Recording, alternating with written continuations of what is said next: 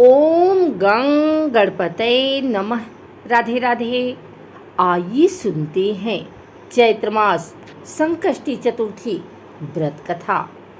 एक समय कैलाश में माता पार्वती तथा श्री गणेश जी महाराज विराजमान थे। तब 12 माह की गणेश चतुर्थी का प्रसंग चल पड़ा। पार्वती जी ने पूछा कि हे पुत्र, चैत्र कृष्ण चतुर्थी को गणेश की पूजा कैसे करनी चाहिए? चैत्र मास के गणपति देवता का क्या नाम है? उनके पूजन आदि का क्या विधान है? सो आप मुझसे कहिए। गणेश जी ने कहा कि महादेवी, चैत्र कृष्ण चतुर्थी के दिन विकट नामक गणेश की पूजा करनी चाहिए। दिन भर व्रत रखकर रात्रि में षोडशोपचार से पूजन करना चाहिए। ब्राह्मण भोजन के अनंतर स्वयंव्रती को इस दिन पंचगव्य पान करके रहना चाहिए। यह व्रत संकट नाशक है। इसके स्मरण मात्र से ही मनुष्य को सिद्धि मिलती है। प्राचीन काल में सतयुग में मकरध्वज नामक एक राजा हुए। वे प्रजापालन के प्रेमी थे। उनके राज्य में कोई निर्धन नहीं था। चारों वर्ण अपने अपने धर्मों का पालन करते थे। प्रजा को चोर डाकू आदि का भय नहीं था। प्रजा स्वस्थ रहती थी। सभी लोग उदार, सुंदर, बुद्धिमान, दानी और धार्मिक थे। इतना सुंदर राज्य शासन होते हुए भी राजा को पुत्र की प्राप्ति नहीं हुई थी। तत्पश्चात महर्षि याज्ञवल्क्य की कृपा से उन्हें कालांतर में एक पुत्र की प्राप्ति हुई। राजा राज्य का भार अपने मंत्री धर्मपाल पर सौंपकर विविध प्रकार के खेल खिलौने से अपने राजकुमार का पालन पोषण करने लगे। राज्य शासन हाथ में आ जाने के कारण मंत्री धर्मपाल धन धान्य द्वारा समृद्ध हो गए। मंत्री महोदय को एक से बढ़कर एक 5 पुत्र हुए। मंत्री पुत्रों का धूमधाम के साथ विवाह हुआ और वे सब धन का उपभोग करने लगे। मंत्री के सबसे छोटे बेटे की बहू अत्यंत धर्मपरायणी थी। चैत्र कृष्ण चतुर्थी आने पर उसने भक्तिपूर्वक गणेश जी की पूजा की। उसका पूजन और व्रत देखकर उसकी सास कहने लगी, अरे क्या तंत्र मंत्र द्वारा मेरे पुत्र को वश में करने का उपाय कर रही है। बार बार सास के निषेध किए जाने पर भी जब बहू नहीं मानी तो सास ने कहा, अरे दुष्टा, तू मेरी बात नहीं मान रही है। मैं पीटकर तुझे ठीक कर दूंगी। मुझे यह सब तांत्रिक अभिचार पसंद नहीं है। इसके उत्तर में बहू ने कहा, हे सासू माँ, मैं संकटनाशक गणेश जी का व्रत कर रही हूँ। यह व्रत अत्यंत फलदायक होता है। अपनी बहू की बात सुनकर उसने अपने पुत्र से कहा, हे पुत्र, तुम्हारी बहू जादू टोने पर उतारू हो गई है। मेरे कई बार मना करने पर भी वह दुराग्रहवश नहीं मान रही है। इस दुष्टा को मार पीट के ठीक कर दो। मैं गणेश जी को नहीं जानती, ये कौन है और इनका व्रत कैसे होता है।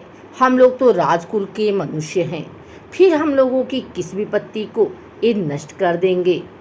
माता की प्रेरणा से उसने बहू को मारा पीटा। इतनी पीड़ा सहकर भी उसने व्रत किया। पूजनोपरांत वह गणेश जी का स्मरण करती हुई उनसे प्रार्थना करने लगी कि हे गणेश जी, हे जगतपति, आप हमारे सास ससुर को किसी प्रकार का कष्ट दीजिए। हे गणेश्वर, जिससे उनके मन में आपके प्रति भक्ति भाव जागृत हो। गणेश जी ने सबके देखते ही देखते राजकुमार का अपहरण करके मंत्री धर्मपाल के महल में छिपा कर रख दिया। बाद में उसके वस्त्र आभूषण आदि उतार कर राजमहल में फेंक दिए और स्वयं अंतर ध्यान हो गए। इधर राजा ने अपने पुत्र को शीघ्रता से पुकारा, परंतु कोई प्रत्युत्तर न मिला।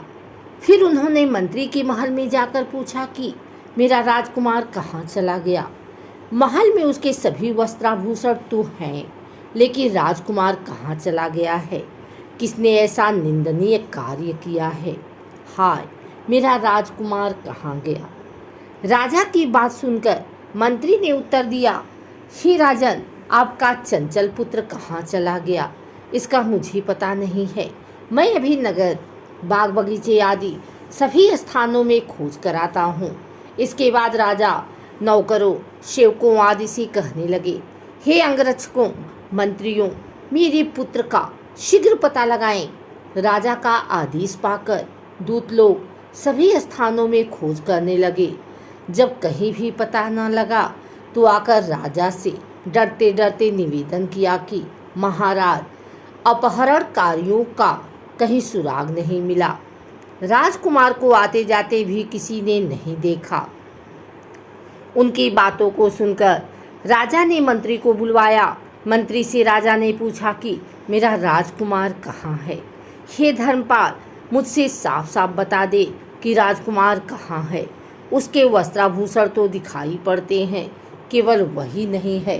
अरे नीच, मैं तुम्हारा वध कर डालूंगा, तेरे कुल को नष्ट कर दूंगा, इसमें जरा भी संदेह नहीं है। राजा द्वारा डांट पड़ने पर मंत्री चकित हो गया।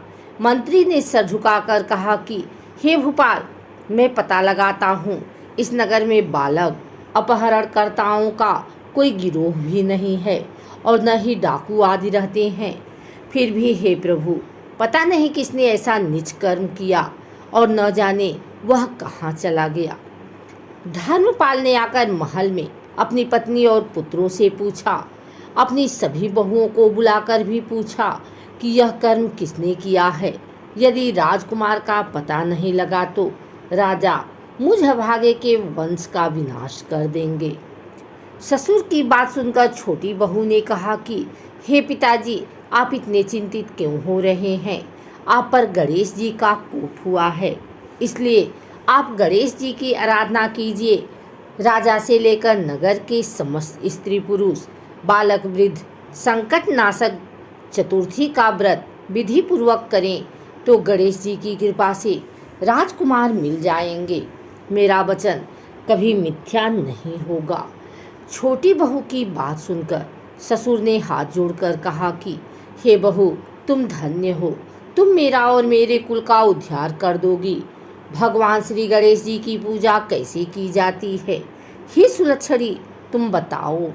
मैं मंदबुद्धि होने के कारण व्रत के महात्म्य को नहीं जानता हूँ। हे कल्याणी, हम लोगों से जो भी अपराध हुआ हो उसे क्षमा कर दो और राजकुमार का पता लगा दो।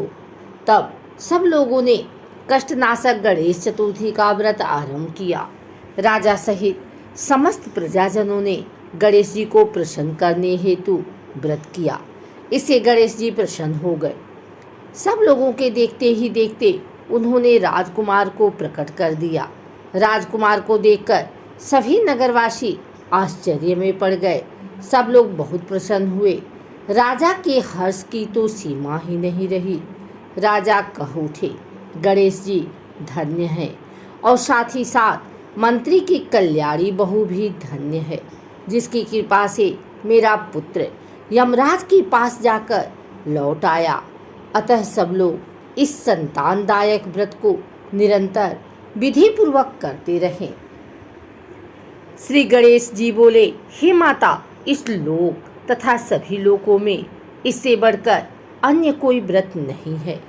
इसी कथा को युधिष्ठिर ने श्री कृष्ण से सुना था और इसी चैत्र कृष्ण चौथ का व्रत करके अपने खोए राज्य को फिर से प्राप्त किया था।